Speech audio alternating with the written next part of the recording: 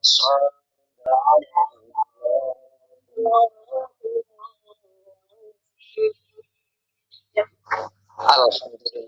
Rabbil Alamin. Masya Allah. Ini walaupun tidak muda lagi dan kelihatannya sudah punya cucu. Sudah punya cucu ya Bu Yani? Ya, sudah 3 Pak Ustaz. Udah. Ya, pasti sudah bersenang-senang. Suaranya enggak? Enggak, bagus. Alhamdulillah. Alhamdulillah. Suaranya masih enggak kalah dengan yang muda-muda ini. Ambu ya ini, Masya Allah. Satu huruf yang dibaca akan mendapatkan 10 kebaikan. Satu ayat yang dibaca akan lebih dari salat sunnah 100 rakaat. Satu ayat yang dibaca ayat disuruh. Mudah-mudahan yang membaca Ambu ya ini semuanya mendapatkan keberkahan Allah Subhanahu wa taala. Amin ya rabbal alamin. Sekali lagi kami sampaikan bukan ngaji yang sederhana. Kelihatannya sederhana tapi istimewa. Kenapa? Penampilan dengan berbagai tingkatan itu tampil semuanya di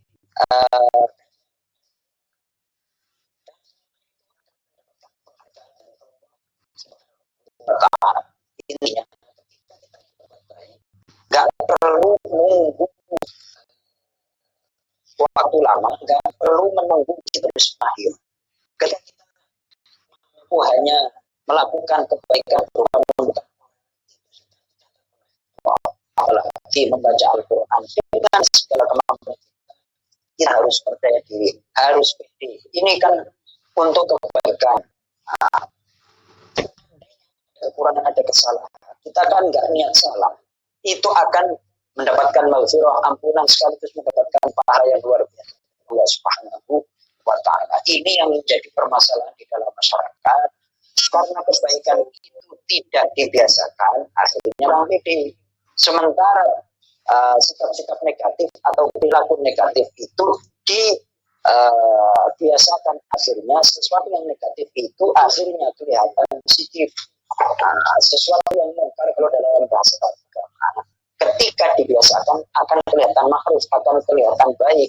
Sebaliknya sesuatu yang makruh, sesuatu yang baik apabila tidak dibiasakan maka akan kelihatan mungkar atau kelihatan tidak baik. Betapa luar biasanya orang yang belajar Al-Qur'anul Karim. Nah, ini saya ingin sampaikan tentang kondisi jiwa seseorang.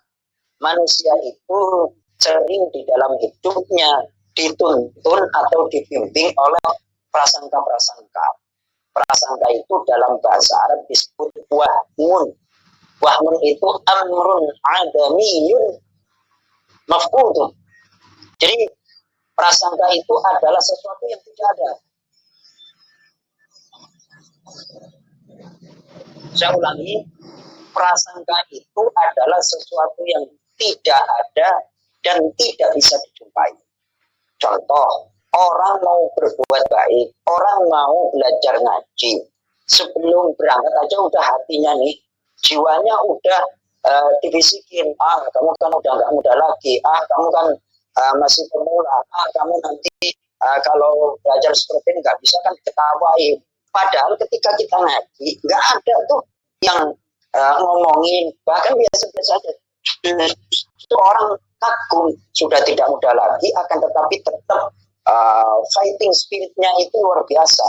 Masih ngeyel bahasanya. Masih luar biasa untuk berbuat baik. Nah, sekali lagi, manusia di dalam kehidupannya itu dibimbing oleh prasangka.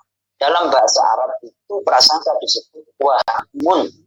Prasangka yang tidak ada kenyataannya. Berbeda dengan dugaan. Dugaan dan prasangka itu, ini dalam bahasa Indonesia, kalau di dalam bahasa Arab, dugaan yang tidak ada itu amrun adamiyun. Sesuatu yang nggak ada. Nah, ketika kita mau berbuat baik atau mau melakukan sesuatu yang positif, kadang-kadang udah digoda duluan nih sama setan. Jangan deh, nggak usah deh, kalau macam nanti kayak gini, nanti kayak gini. Nah, itu sebelum berangkat kita udah perang dengan diri kita sendiri. Makanya oleh para ulama disebutkan bahwa yang paling besar itu adalah jihadun nafsi, memerangi jiwa kita sendiri, berperang dengan hawa nafsu kita. Maka Rasulullah bersabda, "Ada aduwika nafsuka allati baina jambaika." Musuh yang paling memusuhimu, musuh yang paling berat, musuh yang paling utama adalah nafsuka. Nafsu kita ini allati baina jambaika, yang berada di antara lambung kita. Mau berbuat baik, takut ini, mau berbuat baik, khawatir ini. Padahal ketakutan, kekhawatiran itu amrun hadami, sesuatu yang tidak ada. Kalau kita takut corona, itu kan ada realitanya bahwa ada banyak korban yang kena corona. Maka ketika kita mau keluar harus menggunakan masker. Ini namanya bukan amrun adami, sesuatu yang nggak ada, akan tetapi kita nggak ngerti di mana itu letaknya corona. Maka wajar ketika kita keluar menggunakan masker, menggunakan keamanan masker untuk melindungi diri kita dan saudara-saudara kita. Tapi prasangka itu adalah sesuatu yang tidak ada kenyataannya. Amrun adamiyun. Ini penting ini saya sampaikan. Jadi kalau kita mau berbuat baik, gak usah nunggu, gak usah khawatir, gak usah takut diomong orang. Itu semuanya gak ada, benar-benar gak ada. Kita hanya takut dengan diri kita sendiri. Nah ini terapi psikologi. Saya ingin menyampaikan terapi psikologi. Alhamdulillah, terima kasih Ambu Yani yang sudah membacakan satu halaman. Walaupun usia tidak muda, sudah punya cucu 3, tapi Masya Allah, suaranya ibaratnya masih cc-nya itu ibarat motor ninja itu, 250 cc. Tarikannya masih kencang itu. Itu tarikannya masih kencang itu. Masya Allah. Terima kasih Ambu Yani. Abah Adam, boleh saya minta izin ada komersial break untuk ini yang akan lewat, yakni minum kopi terlebih dahulu. Silakan. Bismillahirrahmanirrahim. Ambu Yani silakan.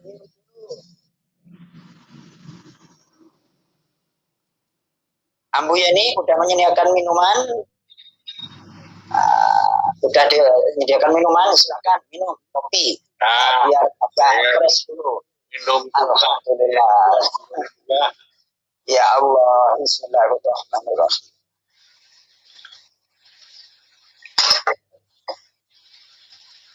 Nah, sebelum kita masuk ke kajian tafsirnya, saya tertarik dengan istilah amrun adamiyun.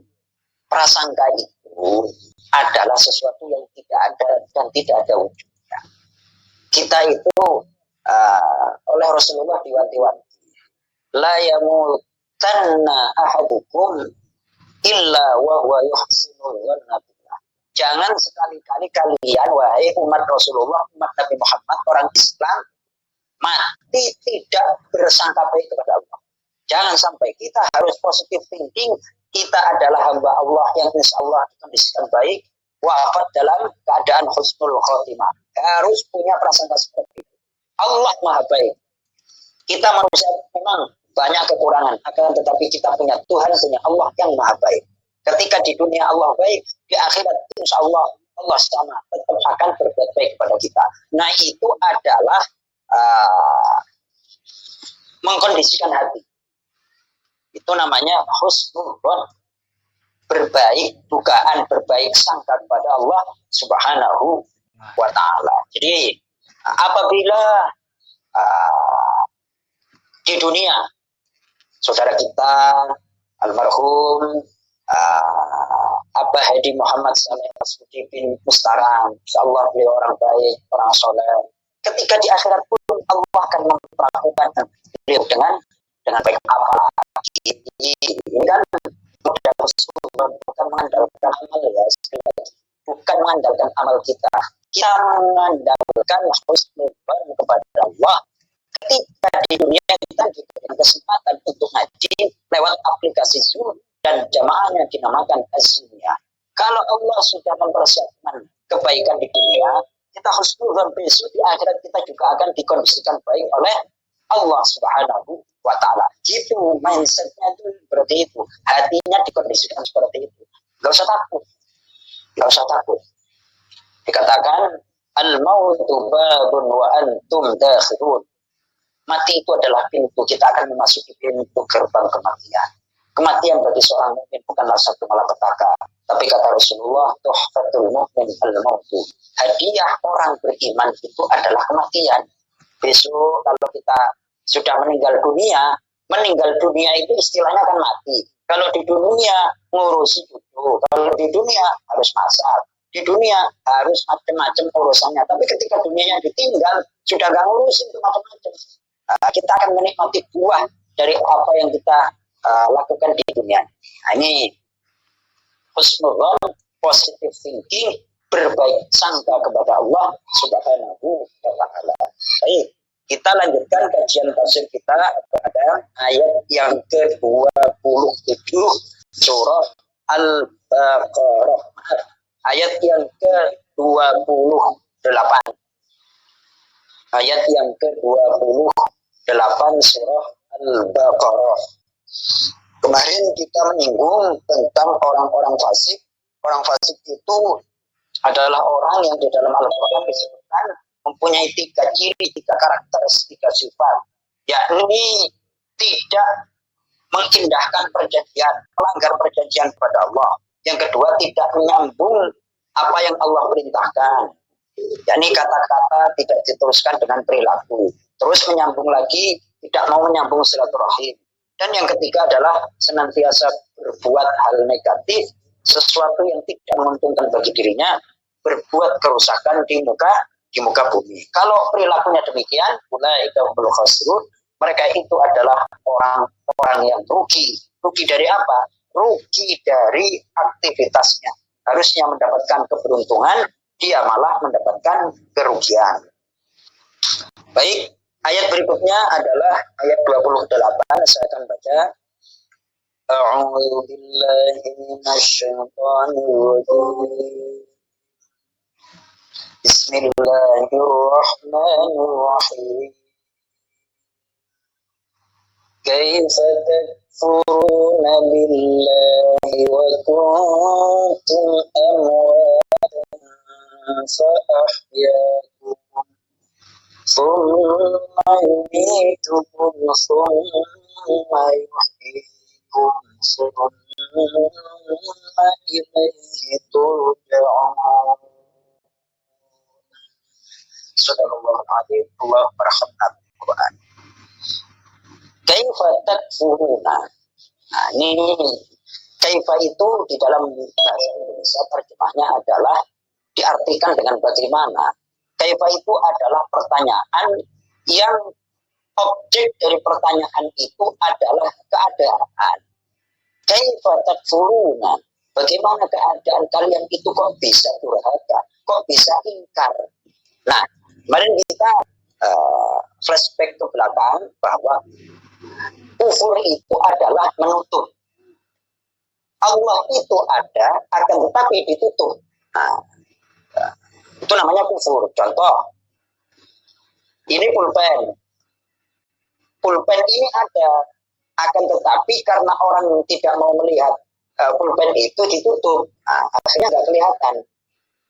Nah, itu namanya kufur.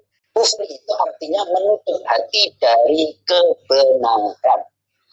Kebenaran yang paling hakiki adalah tentang keberadaan Allah Subhanahu wa ta'ala sebagai pencipta alam semesta. Itu orang kafir tidak mau mengakui adanya Allah yang Maha Pencipta. Siapa mereka? Di antaranya adalah orang-orang ateis, orang yang anti Tuhan. Nah, itu namanya orang kufur. Menutup dirinya, menutup hati dari kebenaran. Bagaimana kalian kufur, wahai penduduk Mekah, menutup diri dari kebenaran tentang Allah? Wa kuntum amwatan, sementara kalian itu adalah benda mati. Ya, ini di sini diberikan terjemah di dalam tafsir perkataan atau tafsir yang lain berupa sperma. Fa'ahyakum, kemudian Allah hidupkan kalian di dalam rahim dengan meniupkan ruhnya, yakni ruh.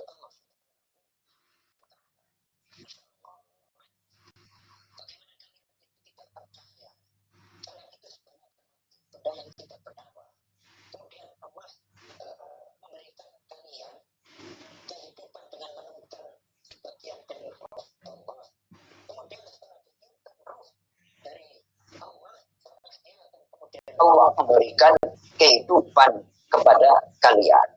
Maka ini sedikit mengkaji tentang apakah ruh itu. Ruh itu nyawa.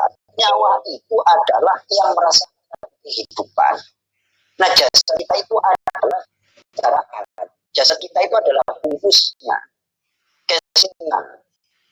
Seperti halnya HP. HP itu kalau nggak ada baterai dan pulsanya, itu nggak bisa komunikasi ya. Dia mati aja. Demikian juga manusia. Manusia itu kalau nggak ada arusnya, udah mati aja. Walau jadi, tetapi nggak berfungsi. Ya jelas. Anak-anak muda sekarang itu HP-nya keren, cashnya terus ada tapi nggak ada pulsa. Ya Allah.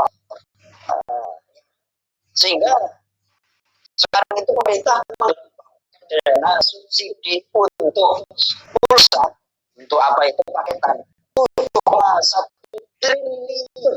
Itu coba manusia itu nggak ada pulsanya. Ya bagikan ada pulsa itu nggak bisa kita kan bisa mengakses YouTube, nggak bisa mengakses Google, nggak bisa mengakses Google, nggak bisa mengakses jalan-jalan. Manusia juga demikian. Kalau hanya badannya aja tanpa ada ruh, apalagi ruhnya itu nggak diisi dengan keimanan, ya paling-paling buat mainan aja, main game, ada segala macam, nggak ada fungsinya. Masya Allah. Demikian. Ruh itu, jasad itu diciptakan Allah dari tanah. Nah, manusia itu bisa hidup, tubuh itu bisa sehat, atau bisa bertahan hidup, asupan gizinya itu dari tanah. Manusia harus makan. Makanan itu dari tanah. Maka nanti yang kepada tanah. Ruh kalau pulang, kalau diambil, nyawa itu kalau diambil dari jasad, itu akan kembali kepada kepada keharibaan Allah Subhanahu wa Ta'ala. Akan pulang ke surga. Badannya aja kembali ke tanah, tapi ruhnya akan kembali kepada Allah. Itu yang dinamakan inna lillahi wa inna ilaihi raji'un. Nah, jadi mati itu kata para ulama intiqal min halin ila halin, berpindahnya dari satu keadaan kepada keadaan yang lain. Manusia tidur itu berpindah dari alam sadar ke alam yang tidak sadar. Itu namanya tidur. Tidur itu dinamakan mati kecil. Mati kecil, latihan mati itu tidur. Makanya ketika kita mau tidur, hendaknya benar-benar kita itu mempersiapkan segala sesuatunya. Pertama, jangan lupa kalau kita mau tidur wudhu. Adapun nanti di tengah-tengah batal, buang angin dan segala macam, tidak ada masalah. Yang penting berangkatnya itu kita wudhu. Nah, itu karena kita sudah persiapan. Siapa tahu ketika kita dipanggil oleh Allah melalui wudhu duluan, itu kan indah. Nah, itu tidur itu mati kecil. Lagi kadang-kadang saya punya anak kecil itu, kalau habis diajak ke pondok gede, ajak main-main, itu masih terbayang itu mainan-mainannya itu. Naik kereta-kereta, naik mobil-mobilan, itu kadang-kadang di tengah tidurnya itu ketawa. Oh, dia berarti lagi bermimpi mainan. Ya kan? Kalau dia bangun, nanti hilang itu yang indah-indah di dalam mimpi. Begitu juga dengan orang mukmin. Kalau kita orang baik, nanti di kuburan itu akan lebih baik lagi. Gak usah khawatir. Di kuburan itu akan bisa menjadi salah satu mukaddimah pendahuluan dari surganya Allah Subhanahu wa taala. Al-qabru imma rawdatun min riyadil jannah wa imma hufratun min hufarin nar. Kuburan itu boleh jadi sebagian dari pertemanan surga dan bisa jadi jurang daripada jurang api neraka. Nauzubillah, nauzubillah. Mudah-mudahan kita dilindungi oleh Allah dari perilaku yang mengantarkan kepada neraka. Ini bagaimana sih kalian, wahai orang-orang kafir, kalian itu sebelumnya kan tidak ada, terus diadakan oleh Allah dengan yang namanya hidup. Kok kalian itu nggak berpikir emang hidup itu asal-asalan? Enggak. Hidup itu ada tujuan. Hidup itu bukan tanpa maksud. Ya Allah, silakan dilanjut lagi. Setelah mati hidup, kemudian kemudian Allah mematikan kalian ketika ajal itu datang. Ini kajian tauhid ya. Mohon maaf. Sayyidina Ali itu mengatakan bahwa husni ajali, yang menjagaku itu adalah ajalku. Sehebat apapun manusia, kalau ajalnya belum datang, tidak akan mati. Jadi kita ikhtiar duniawi dengan pakai masker ini adalah prosedur syariat. Kita menjaga diri, ya.